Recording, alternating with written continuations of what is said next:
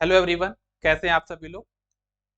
मेरा नाम है अंकित मिश्रा और आप सभी का स्वागत है हमारे अपने प्लेटफॉर्म अमरज्योति प्राइम पे। तो सबसे पहले सेशन की शुरुआत करने के लिए सबसे पहले एक बार आप लोग ऑडियो वीडियो कंफर्म करिए। Am I properly audible and visible? एक बार सभी लोग ऑडियो और वीडियो कंफर्म करेंगे। Am I properly audible and visible? क्या आप सभी लोग मुझे प्रॉपर तरीके से सुन पा रहे हैं, देख पा रहे हैं?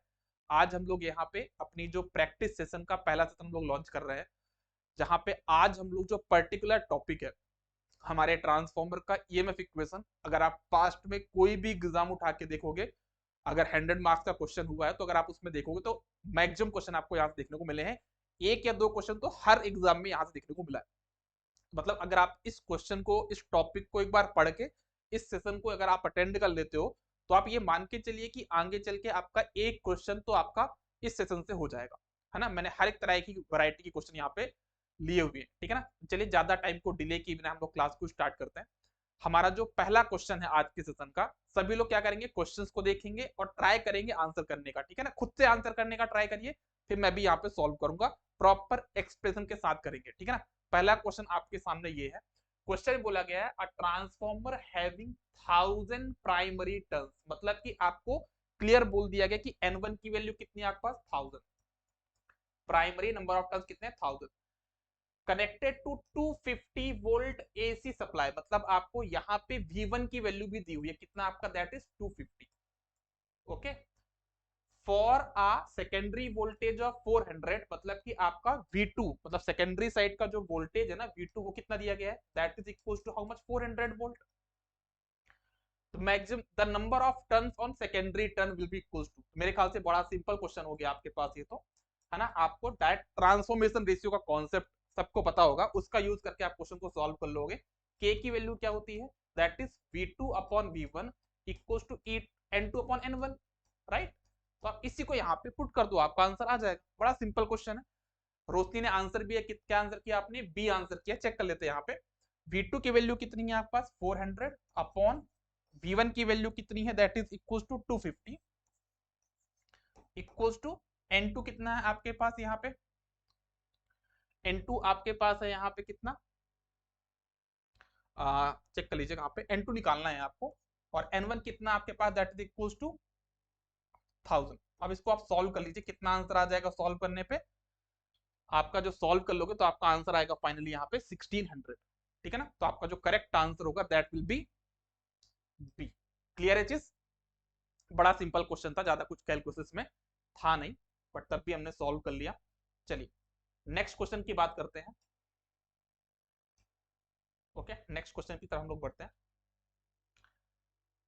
जो नेक्स्ट क्वेश्चन है हमारे पास, आप सभी लोग देखिएगा, ये क्वेश्चन आपको ऐसा कुछ दिया हुआ है ना। क्वेश्चन को एक बार पढ़ लीजिए सभी लोग। क्वेश्चन में बोला गया है for an 11,000 slash 415 volt 415 volt delta star transformer, the kVA rating is 40 kVA, 40 kVA की रेटिंग है जो ट्रांसफॉर्मर आपको दिया गया है डेल्टा स्टार ट्रांसफॉर्मर, उसकी रेटिंग कितनी है 40 केवीए।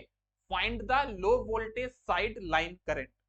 तो सबसे पहले तो आप यहाँ पे ये देखो प्रॉपर तरीके से कि इस क्वेश्चन में आपका, क्वेश्चन में क्या पूछा है, find the low voltage side line current. तो अब आपके पास दो वोल्टेज है, ऑब्वियसली ये आपका हाई वोल्टेज है, यस और नो, और ये आपका लो वोल्टेज। तो आपको किस साइड करंट निकालनी है, आपको 415 से साइड पे करंट निकालनी है, ठीक है। और यहाँ पे आपको दिया गया है कि इस साइड आपको निकालना है लो वोल्टेज साइड, यहाँ पे क्या आपका कनेक्शन है, स्टार है। तो आपका जो करंट निकालने का जो मेथड होगा वो क्या हो जाएगा, I L V equals to how much, rating कितनी है 40, तो 40 इंटू 10 की पावर 3, मतलब केवीए, के की वजह से यहाँ पे मैंने 10 की पावर 3 पुट किया हुआ है, अपॉन में √3 टाइम्स कौन सा वोल्टेज लोगे, 11,000 है 415, 415, क्योंकि आपको लो वोल्टेज साइड क्या निकालना है, करंट। लो वोल्टेज साइड कौन सा वोल्टेज है 415, तो आपका यहाँ पे वोल्टेज हो जाएगा 415। आप इसको प्रॉपर तरह से सॉल्व कर लीजिए। कैलकुलेटर कहाँ मेरे पास, आप खुद से सॉल्व कर लीजिए, कितना आंसर आएगा आपके पास यहाँ पे, अबाउट 55.65। आप इसको ट्राई करिएगा, आपका आंसर कितना आएगा 55.65। क्लियर है सभी को ये चीज। नेक्स्ट क्वेश्चन पे मूव करते हैं, इस क्वेश्चन का आंसर सभी लोग देंगे। ये क्वेश्चन बड़ा सिंपल क्वेश्चन है, बड़ा ही सिंपल क्वेश्चन है। देखो मेरा टास्क ये नहीं कि मैं सिर्फ आपको डिफिकल्ट क्वेश्चन सॉल्व कराऊं, जो एग्जाम में आने वाले क्वेश्चन उनको मैं बताना चाह रहा हूं।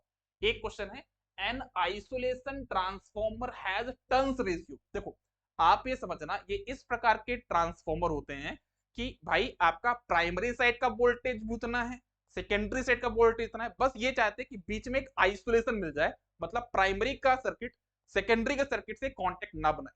या फिर आप ये चाहते हो कि जो लोड सर्किट है, लोड सर्किट मेरे सोर्स से डायरेक्टली कनेक्टेड ना हो, इस केस में आप यहाँ पे एक आइसोलेशन ट्रांसफार्मर का यूज करोगे। इसमें हम क्या करते हैं कि जितने प्राइमरी के नंबर ऑफ टर्न्स हैं उतने ही सेकेंडरी नंबर ऑफ टर्न्स रखेंगे, तो इतना प्राइमरी वोल्टेज इंड्यूस होगा उतना ही सेकेंडरी वोल्टेज इंड्यूस होगा, तो उसको हम बोलते हैं आइसोलेशन ट्रांसफार्मर। उस केस में जब मेरे पास N1 इक्वल्स टू N2 है, तो आपका जो टर्न्स रेशियो होगा दैट विल बी 1:1।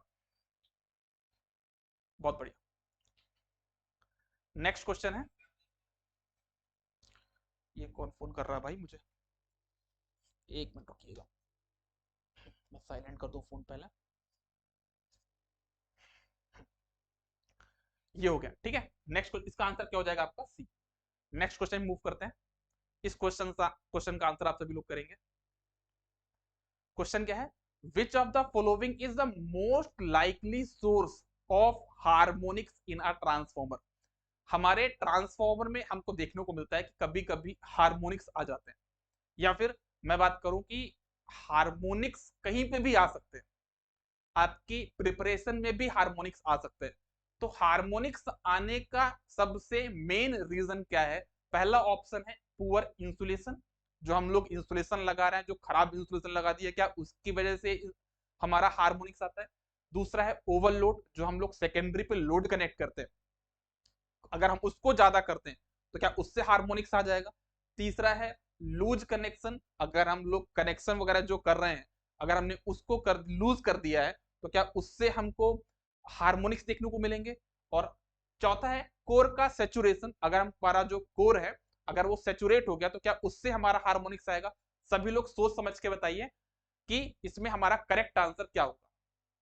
सभी लोग सोच समझ के बताइए, हमारे पास ट्रांसफॉर्मर में हार्मोनिक्स आने का मेन रीजन क्या है।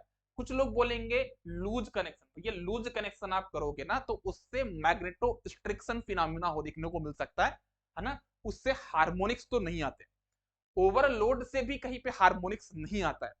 देखो हार्मोनिक्स आप ये समझिए, जैसे आप लोग प्रिपरेशन कर रहे हो, ठीक है ना, मेरा पढ़ रहे हो आप यहाँ पे, अगर मान लो मैं आपको कंटिन्यू 2 घंटे तक पढ़ाऊं, ठीक है, और आपको मैं पढ़ा रहा हूं लेकिन आपको समझ में नहीं आ रहा, सबको ध्यान समझना, मैं आपको पढ़ा रहा हूं मतलब मैं आपको इनपुट दे रहा हूं, लेकिन अगर आपको समझ में नहीं आ रहा है तो वो हो गया सैचुरेशन, है ना।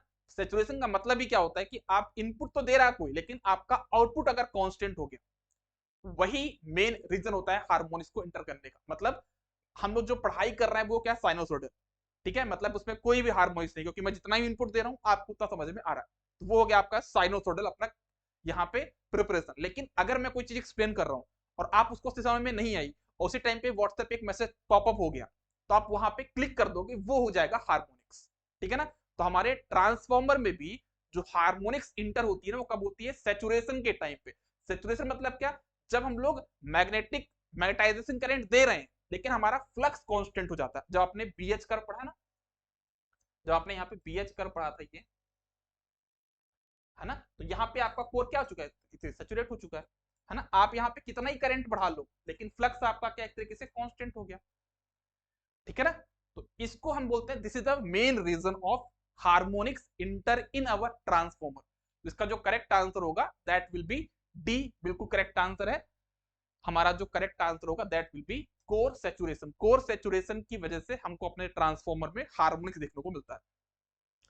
नेक्स्ट क्वेश्चन हमारे पास है हमारे इसी टॉपिक का ही है, बड़ा सिंपल क्वेश्चन है।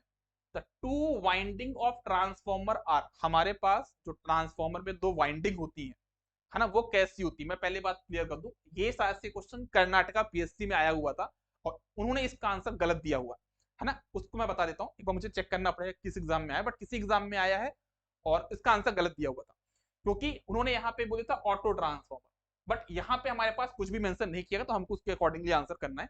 The two winding of transformer are, हमारे पास जो ट्रांसफॉर्मर में दो वाइंडिंग होती है वो आपस में कैसी हैं? पहला कंडक्टिवली लिंक, मतलब क्या प्राइमरी वाली जो करंट है डायरेक्टली वो सेकेंडरी से इंटर कर रही है, कनेक्टेड है क्या?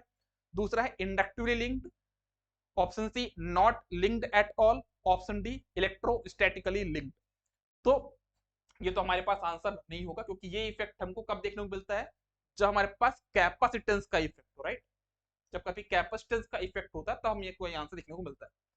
अब कंडक्टिवली कपल्ड क्या होता है कि जो प्राइमरी में जो करंट आ रही है वो डायरेक्टली सेकेंडरी में चली जाए, जो कि आपके ऑटो ट्रांसफॉर्मर में होता है ना? और हमारे पास टू वाइंडिंग ट्रांसफॉर्मर, यहाँ पे क्वेश्चन बोला गया है ना, कैसा ट्रांसफॉर्मर? हमारे पास टू वाइंडिंग ट्रांसफॉर्मर। इस केस में हमारी जो प्राइमरी और सेकेंडरी आपस में कनेक्टेड है, कैसे? इंडक्टिवली, म्यूचुअल इंडक्शन के थ्रू कनेक्टेड है।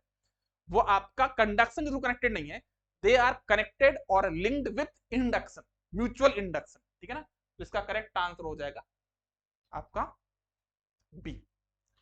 क्लियर है सभी? कोई चीज, कोई दिक्कत? तो ये आपका आंसर हो जाएगा यहाँ पे इसका। अब इस क्वेश्चन को सभी लोग आंसर करेंगे। क्वेश्चन में क्या बोला गया है? In a transformer the energy is conveyed from primary to secondary. हमारे पास ट्रांसफॉर्मर में जो भी हम प्राइमरी साइड में अपनी एनर्जी दे रहे हैं, है ना, वो ट्रांसफर होती है किस साइड? Secondary side. तो वो किस मीडियम के थ्रू ट्रांसफर होगी? ऑप्शन है through cooling coil, option B through air, option C है by the flux, and option D none of the above. तो आप बिल्कुल क्लियर सी बात है, हमारे ट्रांसफॉर्मर में दो चीजें तो होती हैं, एक होता है मेन कोर, ठीक है, और दूसरी होती है वाइंडिंग। आप यहाँ पे क्या देते हो? सप्लाई देते हो, राइट? आपने यहाँ पे सप्लाई दी है ना?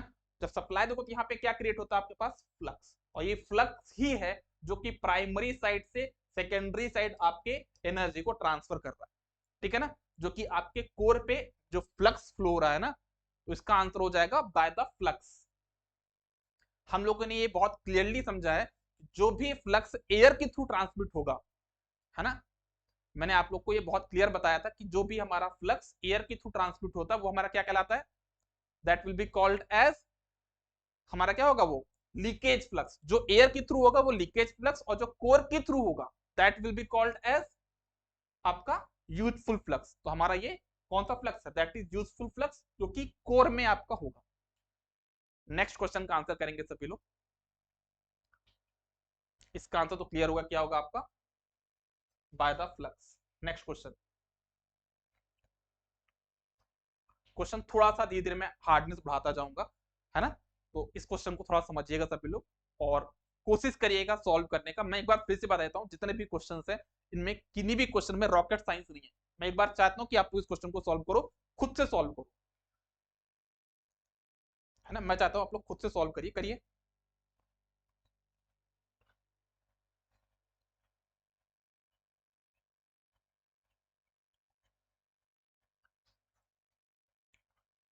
क्वेश्चन बोला गया है, delta star transformer has phase to phase voltage transformation ratio of के।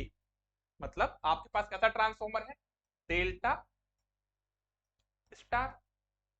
इसके लिए आपका phase to phase voltage transformation ratio. देखो, इस टाइप के क्वेश्चन को सॉल्व करने के लिए जो बेसिक कॉन्सेप्ट लगता है ना, सब कुछ भूल जाओ।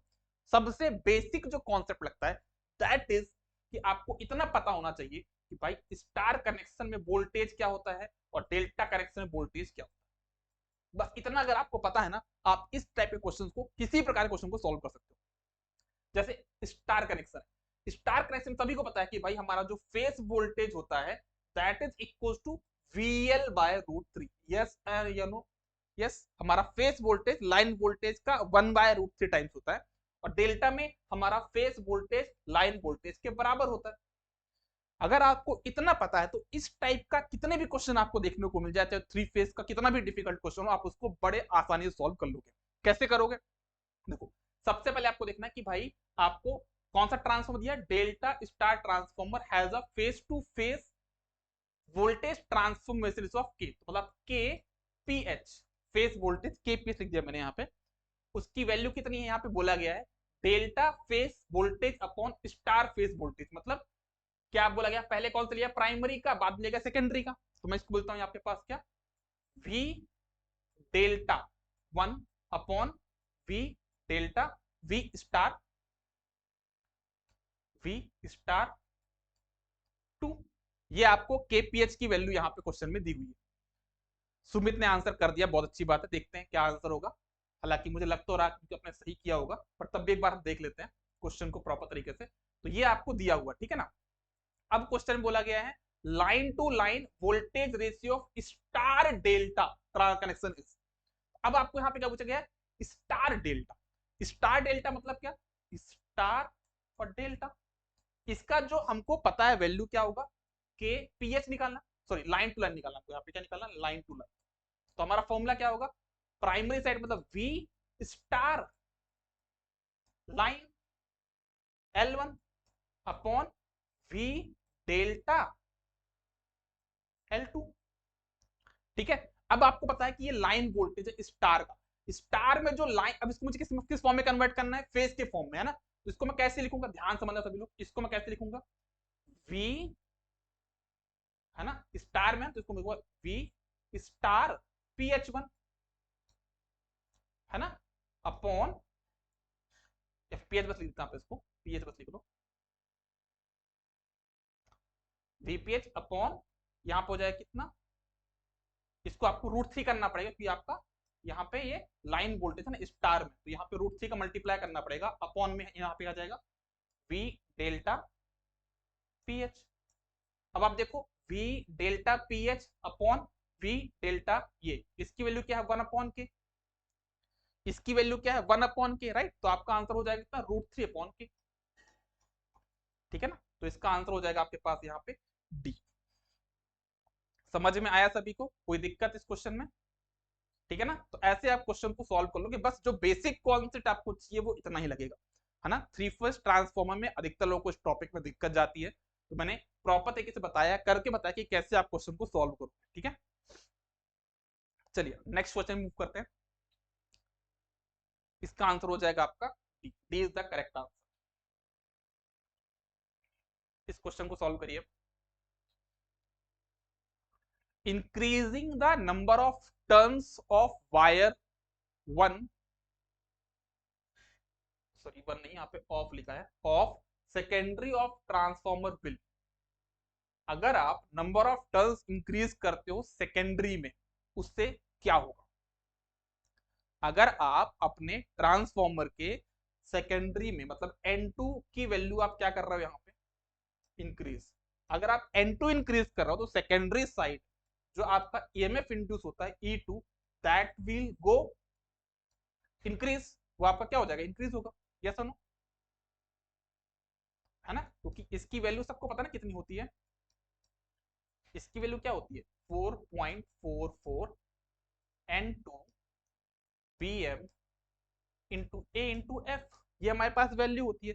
तो अगर आप नंबर ऑफ टर्न्स को बढ़ा रहे हो तो E2 की वैल्यू क्या होगी, यहाँ पे बढ़ जाएगी। तो जब E2 की वैल्यू बढ़ जाएगी तो आप सबको पता है कि भाई हमारा ट्रांसफॉर्मर एक कांस्टेंट पावर डिवाइस है। तो अगर वोल्टेज बढ़ रहा है दैट मींस हमारा करंट यहाँ पे क्या होगा, सेकेंडरी साइड का जो करंट है दैट विल गो डाउन। तो हमारा जो करेक्ट आंसर होगा, डिक्रीज द सेकेंडरी करंट। तो हमारा करेक्ट आंसर होगा ए। इस क्वेश्चन का जो करेक्ट आंसर होगा वो हमारे पास हो जाएगा क्या, ए। कि अगर आपके ट्रांसफॉर्मर में सेकेंडरी साइड में नंबर ऑफ टर्न्स बढ़े हैं जिसकी वजह से सेकेंडरी साइड का इंड्यूस इंक्रीज होगा, लेकिन पावर तो कांस्टेंट रहेगी। तो अगर वोल्टेज बढ़ा दियो तो करंट क्या होगा आपके पास, डाउन होगा। तो इसका जो करेक्ट आंसर हो जाएगा आपका, that will B A. Next question, step down transformer convert high voltage and low current into. मेरे ख्याल से पूरे इलेक्ट्रिकल इंजीनियरिंग में कोई सबसे सिंपल क्वेश्चन होता तो यही हो सकता है। हाई वोल्टेज को कन्वर्ट करेगा लो वोल्टेज में, और लो करंट को कन्वर्ट करेगा हाई करंट में। तो आपका करेक्ट आंसर हो जाएगा यहाँ पे सी, राइट। अब इसका आंसर करिए, क्वेश्चन को प्रॉपरली पढ़ लीजिए एक बार। क्वेश्चन में बोला गया है which of the following statement is true for a single phase transformer. आपका जो ट्रांसफॉर्मर सिंगल फेज ट्रांसफॉर्मर है उसमें क्या पूछा गया, पहला EMF induced per turn in the primary winding is less than the EMF induced per turn in the secondary winding। आपको पता है भाई कि E1 की वैल्यू क्या होती है, E1 इक्वल होती है 4.44, मैंने थोड़ी देर पहले आपको बताया BM AN into N1 into F. तो आप N1 को अगर आप यहां पे ले आओ तो क्या हो जाएगा E1 अपॉन N1, तो उसकी वैल्यू कितनी आ जाएगी 4.44 BM into AN into F. ये आपको हो गया क्या EMF per turn of primary side. ऐसे अगर आप E2 अपॉन N2 निकालोगे तो कितना आएगा, सेम वैल्यू आएगी ना 4.44 BM into AN into F. तो सेम वैल्यू आ रही है, तो मतलब कहने का मतलब क्या है कि हमारे टू वाइंडिंग ट्रांसफॉर्मर में हम लोग ये क्लियरली बोल सकते हैं, सिंगल फेज ट्रांसफॉर्म क्लियरली बोल सकते हैं EMF induced per turn, EMF induced per turn of primary E1 upon N1 will be equals to EMF per turn of secondary. ठीक है, तो हमारा करेक्ट आंसर हो जाएगा इसका सी। क्लियर है? चलिए, तो इसका आंसर हो जाएगा आपके पास यहाँ पे सी। नेक्स्ट क्वेश्चन फिर से आपके पास यहाँ पे थ्री फेज ट्रांसफॉर्मर का क्वेश्चन है। देखता हूं कितने लोग सॉल्व कर पाएंगे। क्वेश्चन के बारे में पहले पढ़ लेते हैं। क्वेश्चन में बोला गया in a three phase delta star connected transformer, किस प्रकार का ट्रांसफॉर्मर है, that is a delta star connected transformer, the ratio of phase voltage primary to secondary is 3:1। Find the ratio of their line voltage. तो अगर हम उनके line voltages का ratio देखें तो कितना होगा वो हमको बताना है। सभी लोग पहले ट्राई करिए इस क्वेश्चन को। इस क्वेश्चन को मैं आपको खुद से सॉल्व करने के लिए टाइम दूंगा, क्योंकि मैं चाहता हूं कि आप इस तरह के क्वेश्चन के लिए प्रो हो जाएं। और मेरे आज के सेशन में इस तरह के क्वेश्चन को इंसर्ट करने का मतलब भी यही है कि आप लोग का ये टॉपिक अच्छे से स्ट्रांग हो जाए, क्योंकि यहाँ से क्वेश्चन देखने को मिलेंगे और ऐसे ही क्वेश्चन जो बाकी लोग गलत करते हैं। अगर आप लोग सोच रहे हो कि आइसोलेशन ट्रांसफॉर्म वाला क्वेश्चन आप लोग सही करके एग्जाम में सिलेक्शन ले लोगे तो सब कोई सही कर लेगा। लोग जो मिस्टेक करेंगे वो इसी टाइप के क्वेश्चन में करेंगे। टाइम लीजिए और सॉल्व करिए, बताइए क्या आंसर होगा।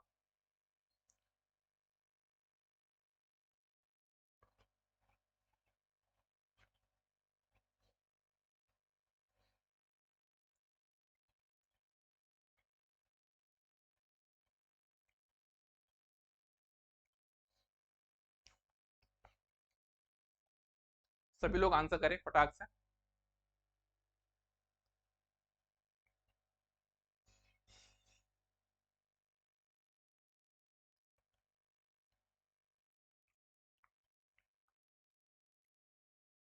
राहुल बोल रहे हैं बी, रोशनी ने बोला बी, दो लोगों ने बी तो बोल दिया, सुमित ने भी बोल दिया बी। मेरे ख्याल से 20 का करेक्ट आंसर होगा। एक बात देख भी लेते हैं पहले।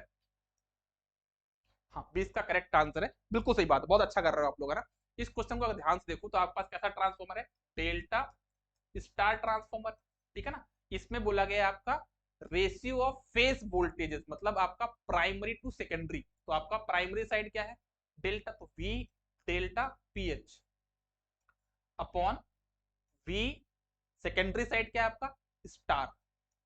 ओके, और आपका यहाँ पे क्या है फेज वोल्टेज, इसकी वैल्यू कितनी है 3:1। अब आपसे बोला गया है कि मुझे इसका लाइन में चाहिए। ठीक है ना, लाइन में कन्वर्ट कर, तो जब लाइन में कन्वर्ट करो तो जहां पे स्टार वाला है वहां पे √3 आ जाएगा। तो क्या हो जाएगा आपके पास यहाँ पे 3/√3। अब √3 का अगर यहाँ पे करोगे √3 तो ये 3 से 3 कैंसिल, तो कितना हो जाएगा √3:1, है ना। तो आपका आंसर हो जाएगा यहाँ पे √3:1 will be the correct answer, है ना। डेल्टा में तो आपका सेम रहेगा, स्टार में चीजें चेंज होती है। कितना आसानी से आपने क्वेश्चन को सॉल्व कर दिया, राइट। तो इसका आंसर हो जाएगा बी। बहुत बढ़िया। नेक्स्ट क्वेश्चन देखते हैं अपन। ये क्वेश्चन तो फिर से बड़ा सिंपल क्वेश्चन पड़ गया आपके पास। स्टेप डाउन ट्रांसफॉर्मर में ट्रांसफॉर्मेशन रेशियो क्या होता है, ये क्वेश्चन है। बड़ा सिंपल सा बात है। स्टेप ट्रांसफॉर्मर में हमको V2/V1 होता है वैल्यू, के की वैल्यू ये होती है। तो step down transformer V2 value कम होगी, जब V2 की वैल्यू कम होगी तो हमारा के की वैल्यू क्या होगी, डाउन होगी। तो के की value will be less than option D, है। के की वैल्यू यहाँ पे क्या होगी, कम होगी। तो इसका आंसर हो जाएगा आपका। इस क्वेश्चन को देखिए, इस क्वेश्चन को देखिए। ये एक ऐसे टाइप के क्वेश्चन भी मैं बोल सकता हूं कि जहां पे लोग अगेन मिस्टेक करते हैं। क्यों मिस्टेक करते हैं, बिकॉज ऑफ कैलकुलेशन। ठीक है ना। देखो, लोगों में क्वेश्चन को गलत करना दो ही पॉसिबिलिटी बनती है। पहला तो उनको कॉन्सेप्ट अच्छे से नहीं आ रहा तो क्वेश्चन गलत कर सकते हैं, सही भी कर सकते हैं। ये मैं फिर से बोल रहा हूं ना, किसी को अगर कॉन्सेप्ट नहीं भी आता तब भी वो उस क्वेश्चन को विथ अप्रोक्सीमेशन सॉल्व कर सकता है, वो आपको भी सीखना है। ठीक है। पहली चीज तो यहां से गलती करने की पॉसिबिलिटी बनती है कि कॉन्सेप्ट ही नहीं आता। दूसरा एक पॉसिबिलिटी बनती है वो है रॉन्ग कैलकुलेशन, फास्ट फास्ट इतना तेज कैलकुलेशन करना कि मिस्टेक कर देना, है ना। और तीसरा होता है टाइम कम बचना। तो इस टाइप के क्वेश्चन में लोगों को क्वेश्चन बनता भी होगा लेकिन वो गलत कर देंगे बिकॉज ऑफ या तो टाइम कम है या फिर कैलकुलेशन मिस्टेक है। तो इस टाइप क्वेश्चन में अपने आप को थोड़ा सा केयरफुल होकर सॉल्व करना, ठीक है ना। क्वेश्चन में क्या बोला गया, 20 टर्न्स है, 20 टर्न्स है, आयरन कोर इंडक्टर है, is connected to 100 volt supply, मतलब आपका सप्लाई वोल्टेज हो गया V1, फ्रीक्वेंसी 50 हर्ट्ज है, the maximum flux density in the core is 1 weber per metre square, the cross section area of the core in the transformer is.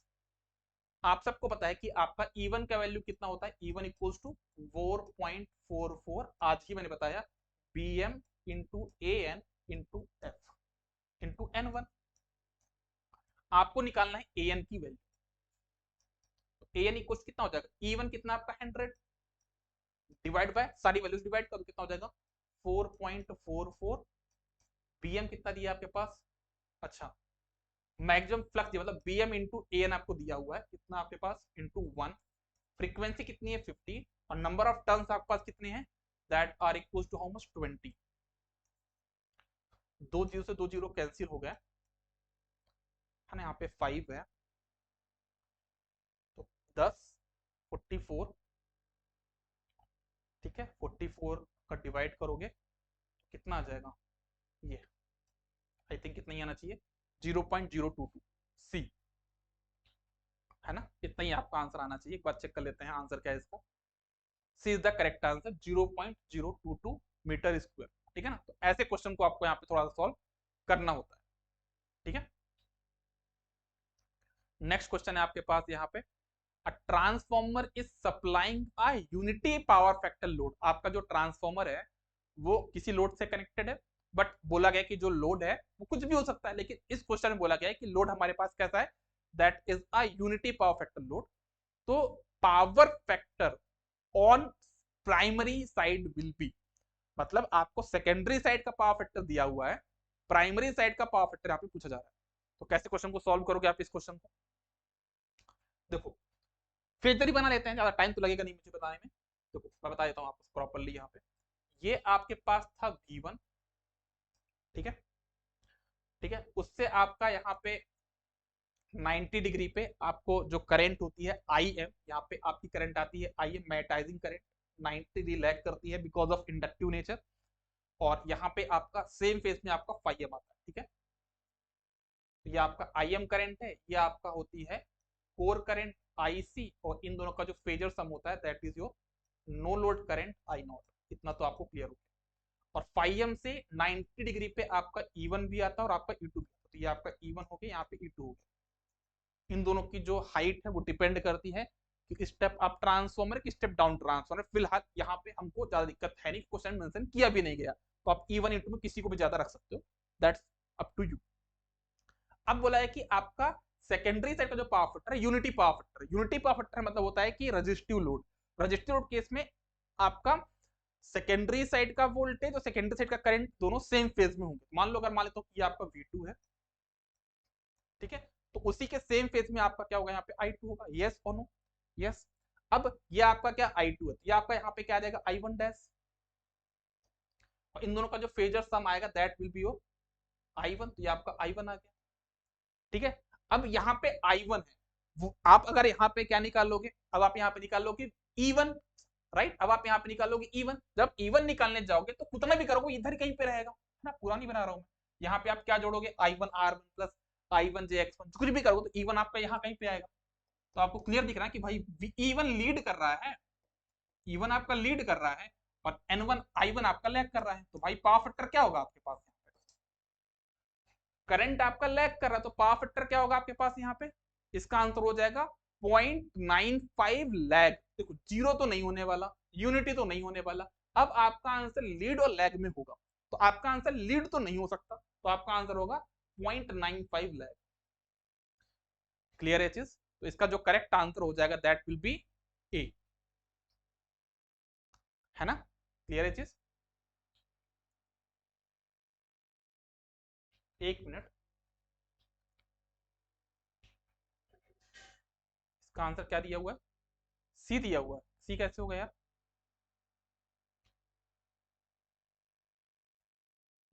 सी नहीं होगा, इसका answer क्या होगा आपका? ए ही होगा ना।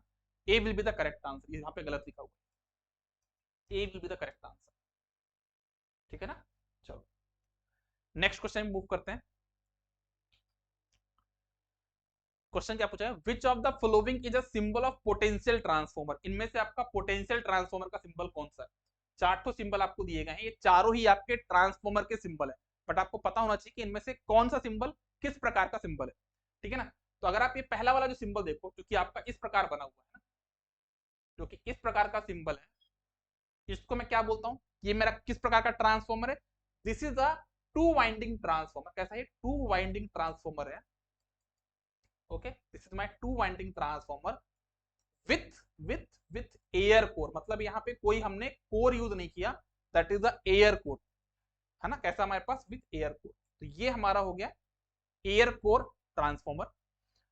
अगर आप दूसरा वाला ट्रांसफॉर्मर देखो तो आपको क्लियर हो गया होगा कि यहाँ पे ये दो वाइंडिंग है, बीच में आपके पास लेमिनेटेड कोर है। क्या आपके पास यहाँ पे? Laminated core. तो ये भी आपका टू वाइंडिंग ट्रांसफॉर्मर है ना। ये आपका भी टू वाइंडिंग ट्रांसफॉर्मर है, बट यहाँ पे कोर कैसा है? With laminated core, with laminated core. आपके पास यहाँ पे कोर मटेरियल। ठीक है। ये वाला जो सिंबल है ये आपका होता है किसका? करंट ट्रांसफॉर्मर का, है ना। ये आपका करंट ट्रांसफॉर्मर का सिंबल है। और ये वाला जो सिंबल है ये आपको होता है पोटेंशियल ट्रांसफॉर्मर का सिंबल। तो आप याद रखिएगा ये जो सिंबल है that is the symbol of potential transformer, PT.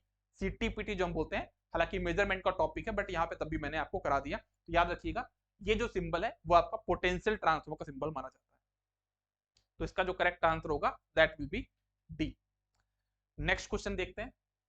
Question बोला गया the average rate of change of flux in transformer is given by where F equals to frequency of AC input in hertz, phi m equals to maximum flux in the core in Weber। तो ये चार answer आपको दिए, आपको बताना है।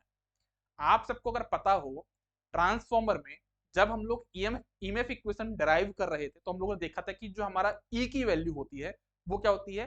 जो हमारा इंड्यूस्ड ईएमएफ होता है according to Faraday second law, वो क्या होता है? Rate of change of flux linkage के बराबर होता है। तो मतलब कहीं ना कहीं हमारे ट्रांसफॉर्मर में जो पूछा जा रहा है वो ईएमएफ इंड्यूस के बारे में पूछा जा रहा है। ठीक है ना।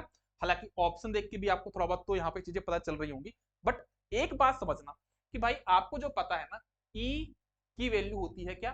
4.44 N B M into A N into F. ये जो वैल्यू होती है आपकी ई की, इसमें ये जो ई है वो कौन सी वैल्यू में जाती है? एवरेज या RMS? This is your RMS value. ये बात आपको ध्यान में रखना, ये आपकी आरएमएस वैल्यू होती है। लेकिन क्वेश्चन में आपसे आरएमएस तो पूछे नहीं गया, क्या पूछा गया आपके पास? यहाँ पे एवरेज। तो अब इस केस में आप क्या करोगे? आप नेटवर्क में, जब मैं एसी एनालिसिस आपको पढ़ा रहा था, एक टॉपिक भी मैंने पढ़ाया था, वो था आपका फॉर्म फैक्टर। फॉर्म फैक्टर क्या होता है? फॉर्म फैक्टर होता है आपका क्या? RMS upon average. और साइनोसॉइडल वैल्यू के लिए हमारा आरएमएस अपॉन एवरेज कितना होता है? 1.11। यस और नो? यस। अब आप ध्यान से देखो तो आपको ई की आरएमएस वैल्यू पता है, तो ये है। आपको ई की क्या निकालनी है? Average value. तो वो कैसे निकालोगे? सिंपल सा कैलकुलेशन है, क्रॉस मल्टीप्लाई कर दो तो आपका हो जाएगा E average equals to how much? E RMS upon 1.11। तो जो भी ये वैल्यू दी है अगर आप इसको 1.11 से डिवाइड कर दो तो आप क्या मिलेगा? 4। तो आपका आंसर हो जाएगा। समझ में आया सभी को? तो इसका करेक्ट आंसर क्या हो जाएगा आपका? क्लियर है चीज सभी को? ऐसे हमको क्वेश्चन को यहाँ पे क्या करना होता है? सॉल्व करना होता है ना। हर एक कॉन्सेप्ट आपस में इंटरलिंक्ड है। अगर आप प्रॉपर तरीके से क्वेश्चन को पढ़ के प्रैक्टिस करोगे तो वो आपका कहीं ना कहीं हेल्प जरूर करेगा। नेक्स्ट क्वेश्चन पे देखते हैं। क्वेश्चन में क्या बोला जा रहा है? क्वेश्चन फिर से देखिए। 25 kVA पावर दी हुई है, single phase transformer has 260 turns in primary. मतलब आपको क्वेश्चन में यहाँ पे कौन सी वैल्यू दी हुई है? N1 की वैल्यू आपको दी हुई कितना? आपका 260। ओके, मैं साइड पे लिखता रहता हूँ। 40 टर्न्स इन सेकेंडरी, मतलब N2 की वैल्यू भी दी आपकी कितनी 40। Okay, the primary is connected to the 1500 volt, मतलब आपका V1 दिया गया है प्राइमरी साइड का 1500 वोल्ट और साथ में फ्रीक्वेंसी भी दी गई कितना 50 हर्ट्ज। तो मैं लिख देता हूं यहाँ पे 1500, 50 hertz. Calculate the primary and secondary current current current respectively on full load.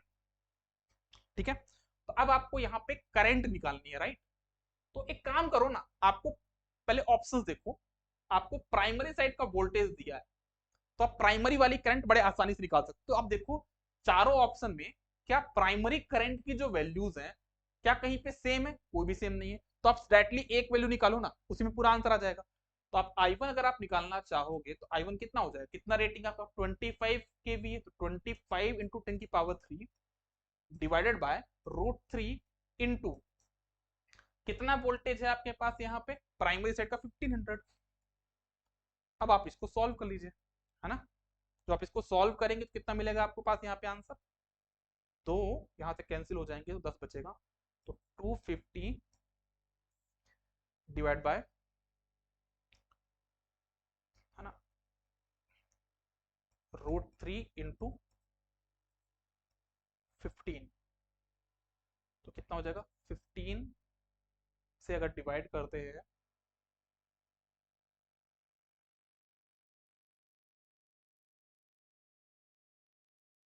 15 के आसपास इसकी 225 वैल्यू होती है ना, कैलकुलेशन मिस्टेक मतलब दिएगा आप यहाँ पे इतना कुछ आ जाएगा। तो इससे डिवाइड करोगे कितना आ जाएगा, बस सॉल्व कर लीजिए आप लोग, आंसर बताइए कितना आएगा। आप पूरा कैलकुलेशन करिएगा, है ना, मैंने आपको बता दिया। तो आई थिंक आपको जो आंसर देखने को मिलेगा वो क्या मिलेगा, सी, है ना। आप लोग ट्राई कर लीजिए कैलकुलेशन, आपको जो आंसर देखने को मिलेगा वो सी होगा ना। मेरे पास यहाँ पे अभी पर्टिकुलर कैलकुलेटर नहीं है, कहीं पे है पर देखना पड़ेगा। ठीक है, तो इसको आप लोग ट्राई कर लीजिए, आंसर क्या होगा आपका सी। नेक्स्ट क्वेश्चन मूव करते हैं। Primary winding of transformer is, हमारा जो प्राइमरी वाइंडिंग का जो ट्रांसफॉर्मर का प्राइमरी वाइंडिंग हो वो कैसा होगा। Is always a low voltage winding, is always a high voltage winding, could either be low voltage और high voltage winding, is a high current winding। ये डिपेंड करता है कि किस प्रकार का वो ट्रांसफॉर्मर है ना, कि अगर वो स्टेप अप ट्रांसफॉर्मर है तो कैसा होगा, स्टेप डाउन ट्रांसफॉर्मर तो कैसा होगा। इस क्वेश्चन में कुछ मेंशन नहीं किया गया, तो भाई कुछ भी हो सकता है वो, तो है ना, वो लो वोल्टेज भी हो सकता है, वो आपका हाई वोल्टेज भी हो सकता है। बड़ा सिंपल सा क्वेश्चन ये, तो ऐसे क्वेश्चन मैंने मना किए हैं, क्वेश्चन नहीं रखने हैं। बट नेक्स्ट क्वेश्चन मूव करते हैं। क्वेश्चन क्या होगा नेक्स्ट क्वेश्चन देखिए, हो गया क्या, सारे क्वेश्चन हो गए क्या, ओके। तो चलो आज के लिए बस इतना ही, है ना, आज हमारा इतना ही क्वेश्चंस थे। कल का जो टॉपिक है वो आप लोग पहले आज ही प्रिपेयर कर लीजिए, कल हम लोग थोड़ा और सेशन को लंबा करेंगे। आज तो सिर्फ 40 मिनट्स का सेशन हुआ है, कल से हम लोग इसको लगभग 1 घंटे 10 मिनट तक का सेशन रखेंगे, मतलब 10-12 क्वेश्चन हम लोग और इंसर्ट करेंगे ना। आज के लिए बस इतना ही, बहुत बहुत धन्यवाद, good day, all the best, take care, bye bye.